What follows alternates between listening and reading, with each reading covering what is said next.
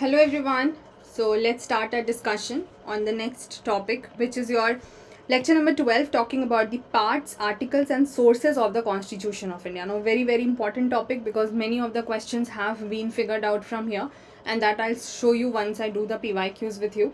So please focus on understanding. See, it is all about understanding the Constitution of India. When you understand the entire basics that we are doing right now, and I'll take good enough time to do all the basics, because the questions now they ask you, if you expect that they will directly just give you any random thing from the book and you can just easily rote memorize and you will be able to answer, then I'm sorry, that doesn't happen that way.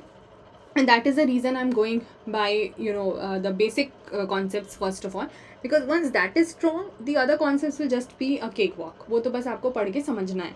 But here it will take time, and the best part is that it gives you very higher probability of being asked in the paper. So please do check all the other videos also, and like, comment, share and subscribe if they are of use to you. So here we are trying to understand the Constitution of India. So understanding the Constitution of India, and we have seen, आपको salient features में बताया था कि कितने parts हैं, कितने articles हैं, कितने schedules हैं. So schedules will do in some other lecture, but अभी के लिए आप देखना शुरू करिए. So आपको कितने parts दिख रहे हैं? These are all the parts they have written. तो आपको यहाँ पे कितने पार्ट्स दिख रहे हैं? 22. ठीक है, लेकिन इसमें जब आप देखोगे तो किसी किसी का सब पार्ट भी है. सो उस पर हम फोकस करेंगे. So let's first start like that. तो हमने क्या देखना शुरू किया? फर्स्टली ये जो इधर आपका लिखा हुआ है, that is parts, and then you have the subject matter, and then the articles covered. So if you just open your constitution of India and see, one of the major source to study the polity is also the bare articles. आपको वो constitution का direct article पढ़ना आना चाहिए, समझ में आना चाहिए, at least the major ones, if not every one. So if you just have a book, go for it, और ऑनलाइन भी मिल जाएगा तो आप वो भी डाउनलोड करके चेक कर सकते हैं. सो जो फर्स्ट पार्ट है कॉन्स्टिट्यूशन का, वो कहाँ से शुरू होता है? That starts from the topic of union and it's territory. Now start understanding. So union और द सेंट्रल गवर्नमेंट जो आप समझ रहे हो, और फिर टेरिटरीज किसके किसके कंट्रोल में कितनी है. For example, you have the some of the territories which are directly under the control of the union, जिसको हम union territories के नाम से जानते हैं, UTs बोलते हैं.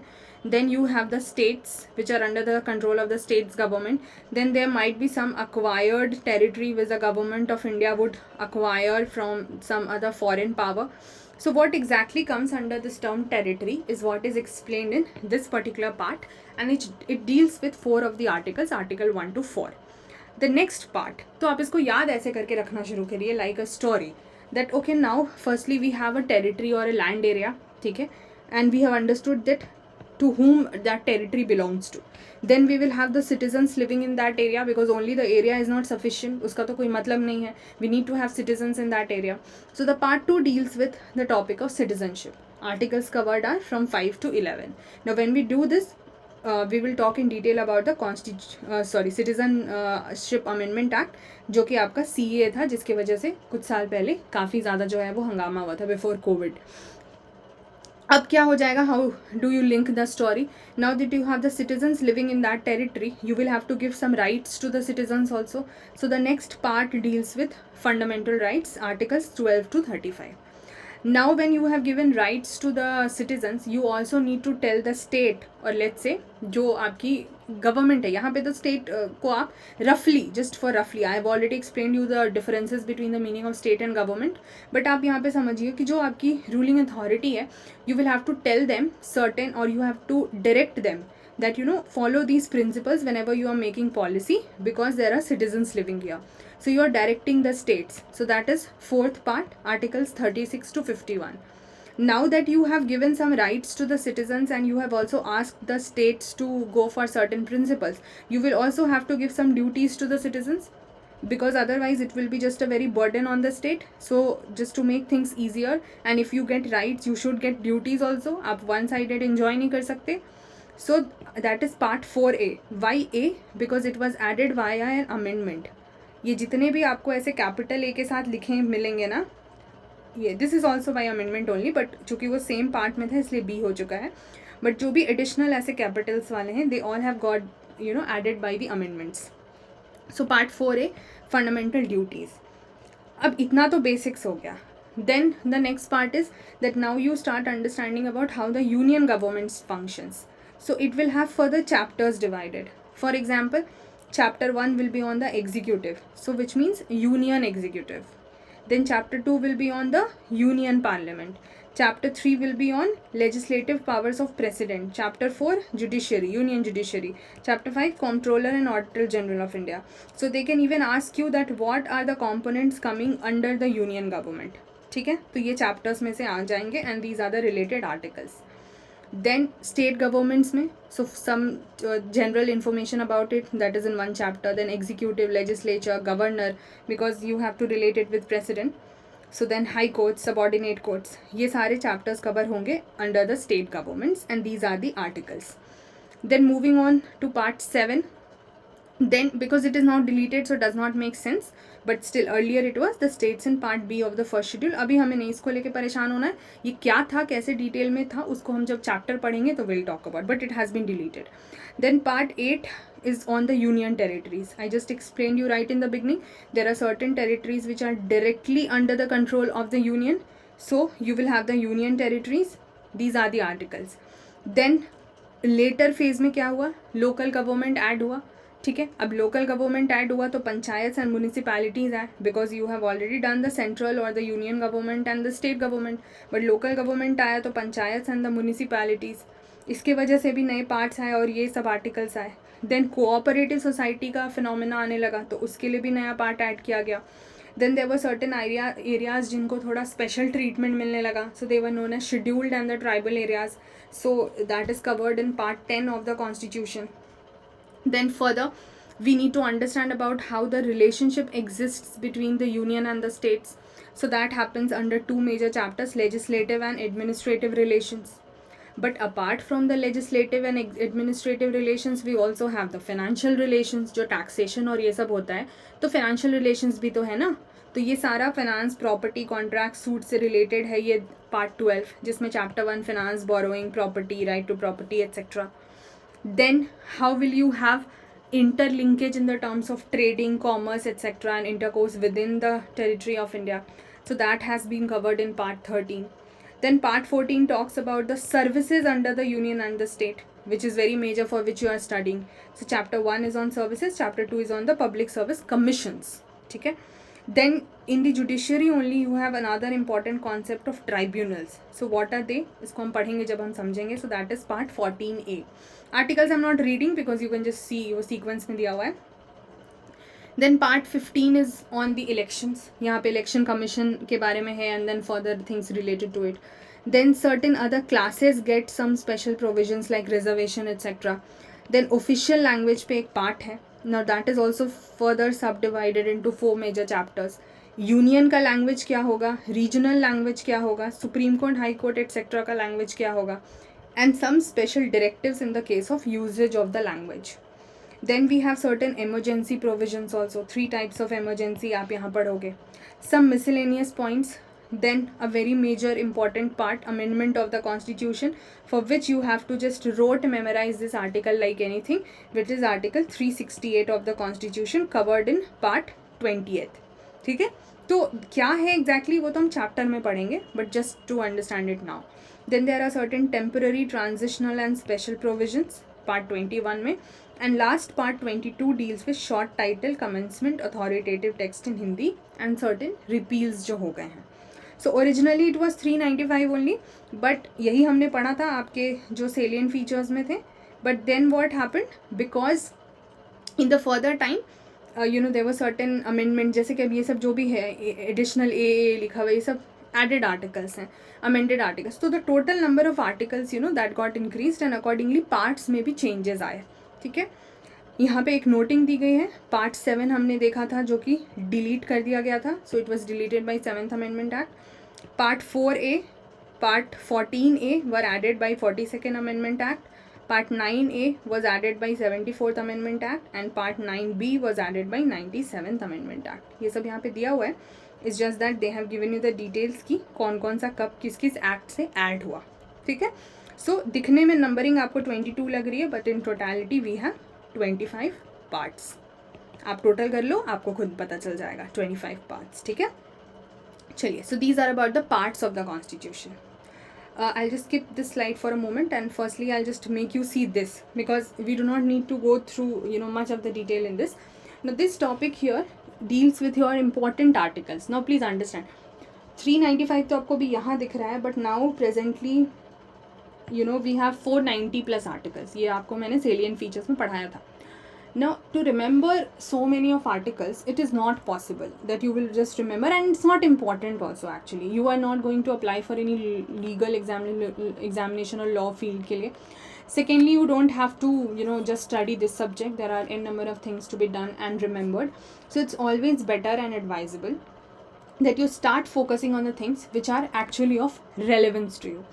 How do you point it out? So what we will do is कि इनमें जो आर्टिकल्स दिए गए हैं इनको हम थोड़ा फोकस, ये भी बहुत ज़्यादा हैं, ऐसा नहीं है कि दीज आर लेस, ठीक है, इतने हैं आपके, but because they are important ones, तो we will not take them lightly. So just a quick overview of that. अच्छा, अभी you will not make much sense of it for the reason that we have not yet started to cover that topic, क्योंकि अभी तो हम basic समझ रहे हैं.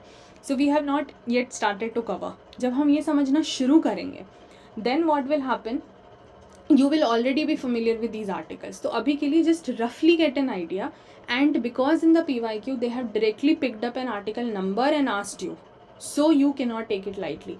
But then you will say that how do you figure out इतने सारे हैं तो क्या पूछा जा सकता है.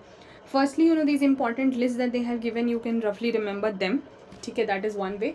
Secondly, for the past 1 or 1.5 year, whenever you will be appearing the exam, उसके पहले के 1 और 1.5 year में करेंट अफेयर्स में जो भी इंपॉर्टेंट आर्टिकल न्यूज़ में रहा होगा उसके नंबर्स को याद कर लीजिएगा, and what is the content of that, you just remember that. So I don't think उसके beyond you will have any chance of being asked, ठीक है. So just try for that. Let's just quickly start understanding how they have given it. So article 1 here talks about the name and the territory of the union. Article 3, नया state कैसे बन सकता है, जो existing states हैं उनके areas, boundaries, names, वो सब हम कैसे चेंज कर सकते हैं. आर्टिकल 13 टॉक अबाउट वैसे कुछ लॉज जो कि फंडामेंटल राइट्स के साथ मैच नहीं करते, इनकन्सिस्टेंट हैं या डेरोगेशन में हैं, which means if you follow those laws the fundamental rights will be violated. तो उनके साथ क्या करना है वो आर्टिकल 13 में दिया हुआ है. This is a very contradicting article also. इसको लेके पास्ट में बहुत सारी चीज़ें भी हुई हैं, तो we will study fundamental rights के टॉपिक में. Then these all are talking about the fundamental rights only. ये जो पूरा सेक्शन है 13 से 32, this is fundamental rights only, ठीक है.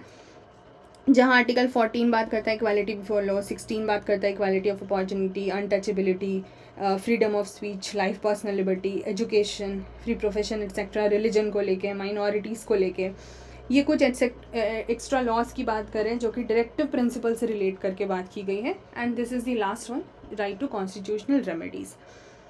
तो ये तो सारा फंडामेंटल राइट्स जब करेंगे तो अच्छे से डिटेल में करेंगे, तो अभी तो बिल्कुल परेशान नहीं होना है. I am just introducing you. Then you also have certain directive principles जो कि कवर हुए हैं.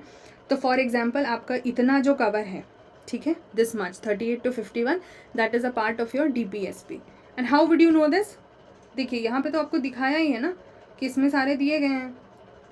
फॉर एग्जाम्पल DPSP कितने से कितने के बीच का कवर हो रहा है, तो वो इट्स प्रीटी अंडरस्टैंडेबल, बिकॉज मुझे पता है, तो it's easier for me to just quickly scroll and do that. If you are a beginner right now, you don't have to worry, it is already given in your thing. 51A is fundamental duty, just one article, but here this much is your directive principles of state policy.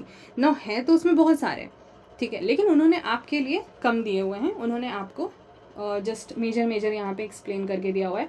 अब जैसे ये वाला जो point है, separation of judiciary from executive, ये latest PYQ में पूछा गया है, ठीक है, कि this pointer has been given and they ask you कि ये वाला प्रोविजन कहाँ दिया हुआ है, प्रियम्बल में, फंडामेंटल ड्यूटी में, फंडामेंटल राइट में, या DPSP में. इसी तरह से every year they ask you the question. So you just have to remember each and every provision of DPSP and each and every provision of fundamental duty. Of course preamble और rights तो फिर हो ही जाते हैं, ठीक है. Next is about an important article of the fundamental duties, जिसमें आपके 11 ड्यूटीज़ कवर्ड हैं. देन सीधे वो प्रेसिडेंट पर आते हैं. पार्डनिंग वगैरह को लेकर के जो भी पावर है उस पर बात हो रही है. काउंट्स, अच्छा, this is the most important article जो आप पढ़ोगे when we will do the topic on parliamentary system, जो भी हम अगले कुछ क्लासेस में करेंगे, because this forms the bedrock of that article. Article 74 and 75 forms the bedrock of that, because here it is said that the council of ministers have to aid and advise the president, which means president के not work अपने मर्जी से, उनको council of ministers का add and advice लेना होगा. ठीक है। देन प्राइम मिनिस्टर की ड्यूटी को लेकर के है। मनी बिल क्या होता है, ये भी this is a very very important article. ये बजट को लेकर के है, तो here economic knowledge will also थोड़ा भी हैंडी एंड देन पॉलिटी के साथ विल कंबाइन। अगेन प्रेसिडेंट का power for the ordinances, this is very easy to remember because this is article 1, 2, 3। इसको याद रखना कोई टफ नहीं है, just remember ordinance making power of the president, ठीक है, very very important. Then power of president to consult Supreme Court. So you are seeing the relation between president and Supreme Court. So this again becomes important. Executive and Supreme Court. Executive and judiciary. How are they related? फिर ये governor से related है, फिर ये भी governor के power से related है। ये देखिए इसका काउंटर पार्ट है, ये 74 का, that council of ministers have to aid and advise the president. This article is the counterpart, council of ministers to aid and advise the governor. Similarly duties of prime minister with respect to giving information to president, duties of chief minister with respect to giving information to governor. I hope you're getting, I hope you're understanding this point now. Then you have legislative councils, because not every state has legislative council. Bicameral बहुत कम states में हैं, so how they are created or abolished, of course समझना important है।